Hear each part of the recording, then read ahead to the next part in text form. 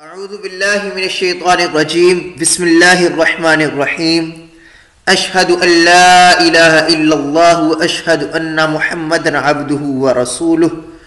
سامعین گرامی، محمد احمد رضا ناظم نشر و اشاعت ختم نبوت فورم آپ کی خدمت میں حاضر ہوں، اور آج کی اس ویڈیو میں ملحدین کے ایک اہم سوال کا ہم جواب دینے جا رہے ہیں کہ ملحدین ایک اللہ تعالیٰ کی خدا کی ذات پہ اعتراض کرتے ہیں کہ ساری دنیا کو اگر اللہ نے بنایا ہے تو اللہ کو کس نے بنایا ہے؟ کیونکہ ملحدین خدا کی ذات کے منکر ہیں، اس لیے وہ خدا کی ذات پر اعتراضات کرتے ہیں، جس میں سے سب سے بنیادی اور اہم اعتراض ان کا یہ ہے کہ اگر اس دنیا کو اور سارے جہاں کو خدا نے بنایا تو خدا کو کس نے بنایا؟ سامعین گرامی، آپ سے درخواست ہے کہ ہمارا یہ YouTube channel end of prophethood اسے لازمی سبسکرائب کر کے بیل آئیکن پہ بھی کلک کر لیں تاکہ ہماری ہر آنے والی لیٹسٹ ویڈیو آپ تک پہنچ جائے، اور ہماری دیگر رد الحاد پر ویڈیوز ہیں انہیں بھی لازمی دیکھیں اور ہمارے چینل کو وزٹ کریں اور ویڈیوز کو شیئر کریں۔ تو چلتے ہیں ہم آج کے اپنے موضوع کی طرف کہ جو ملحدین کا اعتراض ہے کہ خدا کو کس نے بنایا۔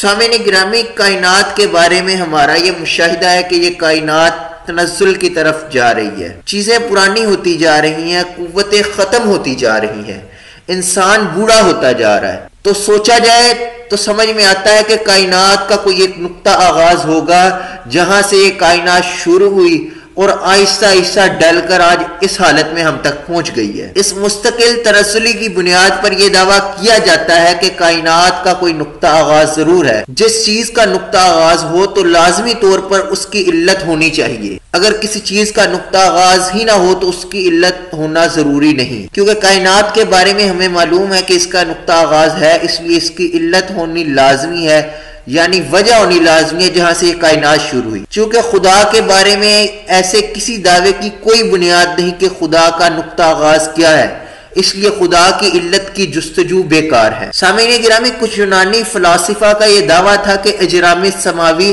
جیسے سورج، چاند اور ستارے ایک ہی کیفیت میں رہتے ہیں اور صدیوں میں بھی ان کی گرمی میں یا روشنی میں کسی قسم کی کمی محسوس نہیں ہوتی، اس لیے یہ قدیم ہے اور ان میں تنزلی نہیں پائی جاتی، تو اسی بنا پر خدا کا وجود ثابت نہیں ہو سکتا کہ خدا میں بھی تنزلی نہیں پائی جاتی۔ تو سامعین گرامی، امام غزالی رحمۃ اللہ علیہ نے ان یونانی فلاسفہ کے دعوے کی تردید یوں کی کہ ان کے بقول یہ تمام اجرام سماوی اتنی بڑی چیزیں ہیں، اگر ان کی روشنی یا گرمی میں کوئی کمی ہو بھی رہی ہو تو وہ اتنے آہستہ آہستہ ہوگی کہ صدیوں میں بھی معلوم نہ ہوگا۔ سامعین گرامی، خدا کی علت یعنی کہ خدا کا نقطہ آغاز کہاں سے ہے؟ آیا خدا کہاں سے آیا ہے؟ خدا کہاں سے شروع ہوا؟ خدا کو کس نے پیدا کیا؟ ان تمام سوالات کے جواب میں صرف ایک نقطہ سمجھاؤں گا۔ سب سے پہلے آپ کو یہ بتا دوں کہ علت کسے کہتے ہیں۔ سامعین گرامی، لفظ علت منطق کی ایک اصطلاح ہے جس کے معنی ہے وجہ، جس وجہ سے کوئی کام شروع ہوا ہو۔ جیسے ہم مثال کے طور پہ کہہ دیں کہ اکرم اور امجد کی لڑائی ہوئی، لڑائی کی وجہ ایک چوری کا الزام تھا جو اکرم نے امجد پر لگایا۔ اب اسے مختصراً ہم یہ کہہ سکتے ہیں کہ اکرم اور امجد کی لڑائی کی علت چوری کا الزام ہے۔ تو آئیے اس نقطے کی طرف چلتے ہیں کہ خدا کی علت کیا ہے۔ تو فرض کر لیا جائے کہ کائنات کی علت زیڈ ہے، تو سوال پیدا ہوگا کہ زیڈ کی علت کیا ہے۔ فرض کر لیا جائے زیڈ کی علت وائی ہے، تو سوال پیدا ہوگا وائی کی علت کیا ہے۔ فرض کر لیتے ہیں کہ وائی کی علت ایکس ہے، تو سوال پیدا ہوگا ایکس کی علت کیا ہے۔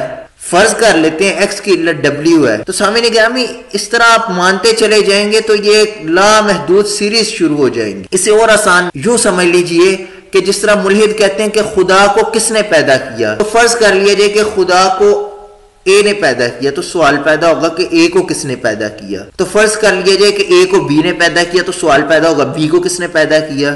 تو فرض کر لیا جائے بی کو سی نے پیدا کیا، تو سوال پیدا ہوگا سی کو کس نے پیدا کیا۔ تو ایک لامحدود، uncountable, unlimited, never ending series شروع ہو جائیں گی، اور اگر یہ سیریز سچ مچ لامحدود ہے تو پھر کائنات کا وجود ہی نہیں ہونا چاہیے تھا۔ لیکن مسئلہ یہ ہے کہ ہم بھی ہیں اور آپ بھی ہیں، تو لامحالہ ماننا پڑے گا کہ کوئی علت اولا ہے جو بذات خود موجود ہے، اور کائنات کے بارے میں یہ تحقیق شدہ بات ہے کہ وہ علت اولا کائنات نہیں بلکہ وہ علت اولا خدا کی ذات ہے۔